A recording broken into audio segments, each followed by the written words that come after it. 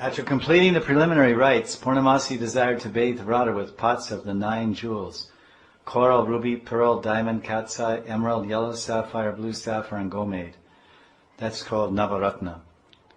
To make the job easier, Purnamasi divided each of the 9 large pots into 5 smaller pots. People situated at various places held white umbrellas, chamaras, fans, and a jeweled scepter, a mace, and other royal insignia in preparation for the first Abhishek.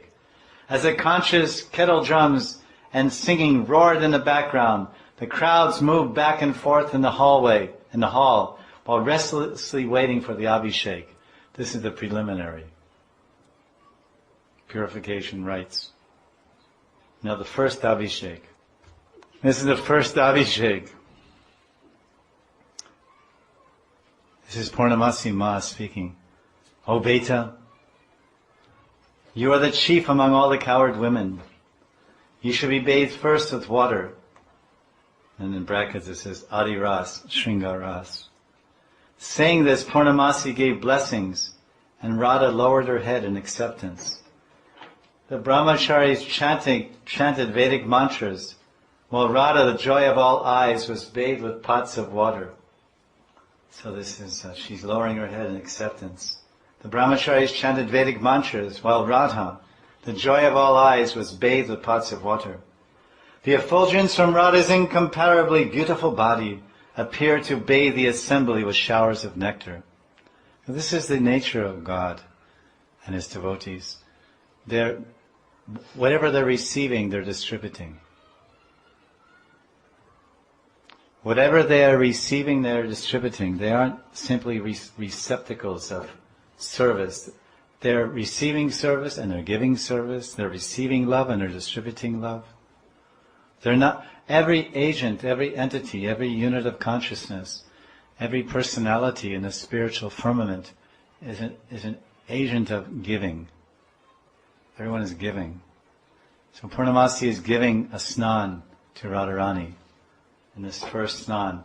And everyone's watching. So in one sense, only Radharani is being bathed.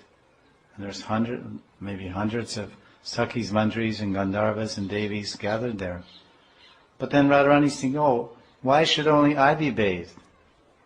Radharani's thinking, you should also be bathed. Because in the material world, someone is doing the sports, there's the sportsmen, or the sports ladies, whatever they call them, the athletes, then there's the spectators. But they're simply watching the ball go back and forth and saying, ooh, ah. But they're not getting the thrill of the sport, or they're not actually on the gridiron or on the turf or on the tournament surface.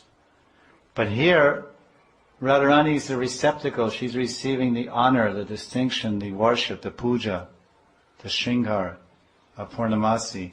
But then but there's no spectators in Krishna's Leela. Everyone's part of the Leela. There's no spectators. There's no grandstands. There's no grandstands and people sit in the grandstand. Everyone's right there on the playing field. Everyone's a player. Everyone's a player. Everyone's active. Krishna's love is all-inclusive. No one is excluded from the circle of love. Ras Mandala. The Ras Mandala has infinite circles. This circle, that circle. What is the first circle in the Ras Mandala? Who's in the first circle? Mandala means circle. Who's in the first circle? Radha and Shyam.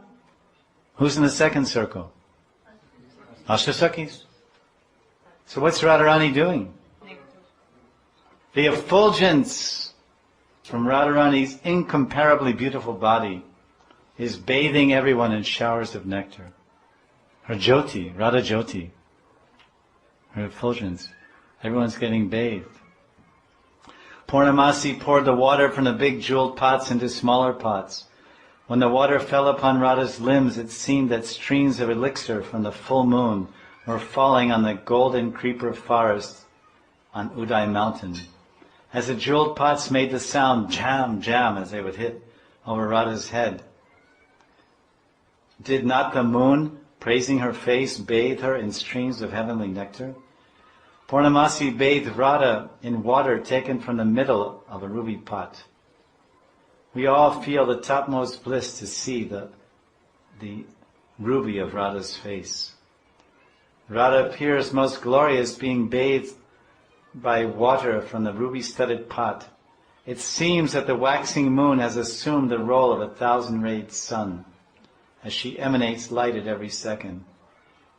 Radha holds the reflected image of Krishna on her limbs, washed by the Abhishek water. And Krishna holds Radha's image reflected in the Abhishek water to his body. Was this Abhishek of Radha and Krishna in the forest of Braj twice as spectacular as that of Sita and Ram? Murari thinks, though Radha is purified internally of pride by the streams of my good qualities, she cannot give up the impurities of pride externally. Is Murari thus having Purnamasi and the others bathe Radha to remove those external impurities of her man? There's a lot of deep things here.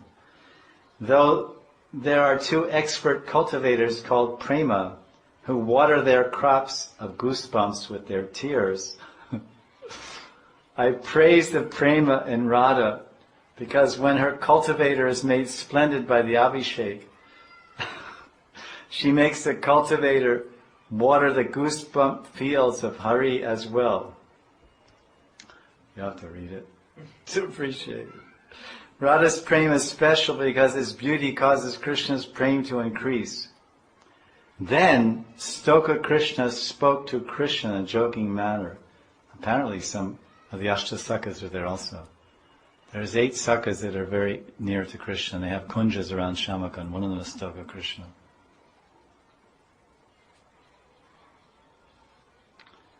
He spoke in a joking mood.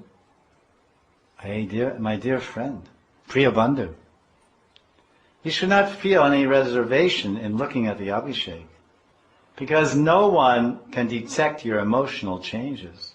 Everyone is too busy being overcome by the beauty of Vrishabhananandini. So Stoka Krishna, who is Krishna's bosom buddy, he's one of the Ashtasakas, and he's sharing these moments of Shringar Ras with Krishna in some distant way. He understands the perturbations and changes in Krishna's heart.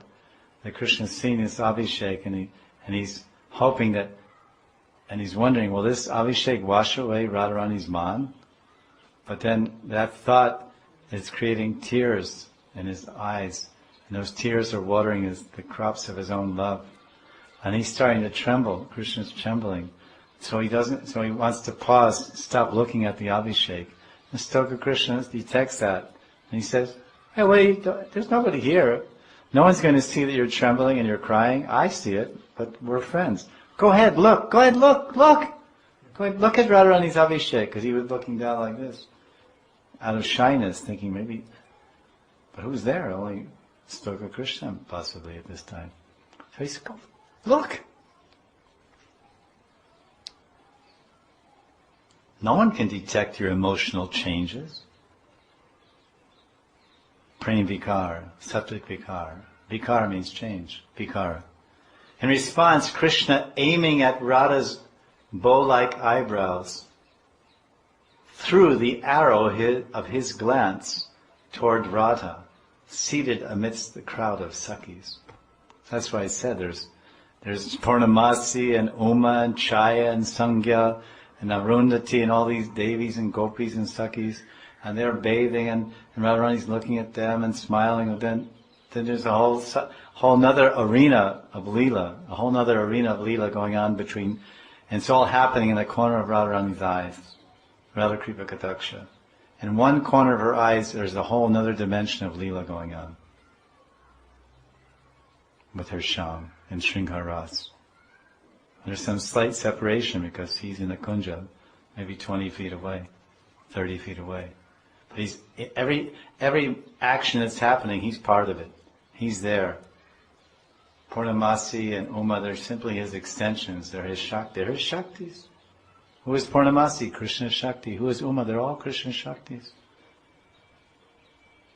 Parasya Shaktir Vavadaya Shruyate Svabhavaki Jnana Balakriya Cha. But they don't know it, because Yogamaya is covered by her own Yoga Maya. Krishna's prema has covered Yoga Maya, so, or maybe she does know it. That's also there, because she arranges for all these things. There, because she